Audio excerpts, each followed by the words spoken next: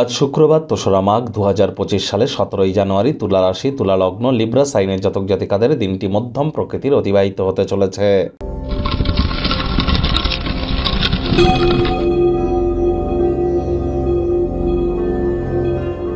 ভিডিওটির শুরুতেই স্ক্রিনে আপনারা দেখতে পাচ্ছেন শুক্র গ্রহের বীজ মন্ত্র ওম দ্রাং দ্রিং দ্রং স শুক্রায় নমঃ। এটি আপনারা ১০৮ বার জপ করে দিন শুরু করুন না। সকাল দুপুর সন্ধ্যা ৩ বেলাই ১০৮ বার জপ করুন, বহুলাংশে উপকৃত হবেন। মাতা লক্ষ্মীর নাম জপ ধ্যান আরাধনা আপনারা করুন, এটিও আপনাদেরকে অত্যন্ত উপকৃত করবে। আর এর সাথে সাথে আপনারা যদি পারেন স্নানের জলে হাফ কাপ কাঁচা দুধ দিয়ে স্নান করুন, regular perfume body spray use করুন, লক্ষ্মীর পাঁচালি পড়ুন সন্ধ্যাবেলার সময় স্নান আদি সেরে, এটিও কিন্তু আপনাদেরকে উপকৃত করতে চলেছে।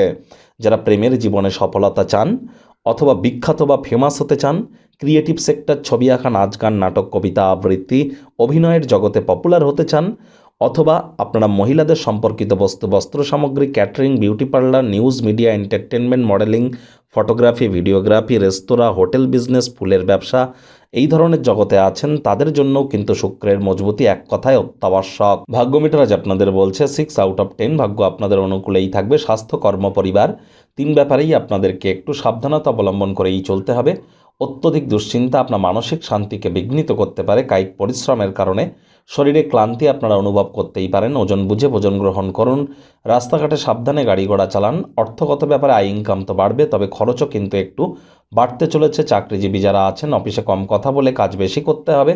মনের থেকে মস্তিষ্ককে বেশি দাম দিতে হবে। কোনো প্রকার অফিস পলিটিক্স বা গসিপিংয়ের অংশ যেন হবেন না। বসের কিন্তু কুনজরে পড়ে যেতে পারেন।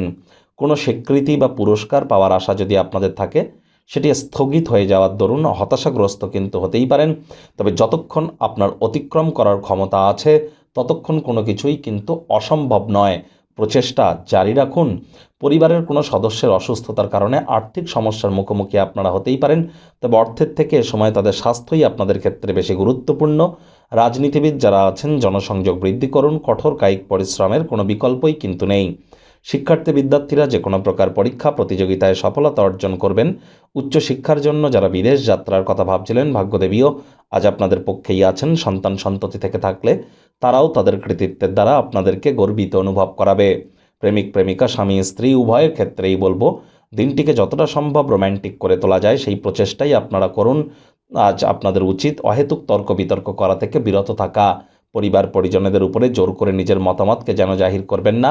গৃহের ফেলে রাখা কর্ম আজ সম্পূর্ণ করতে গিয়ে বেশ কিছুটা সময় নষ্ট হবে। মেজাজ হারালেই কিন্তু ক্ষতি। হুটহাট করে রেগে যেতে পারেন। রাগ কিন্তু স্বল্প পাগলামির একটি রূপান্তর মাত্র।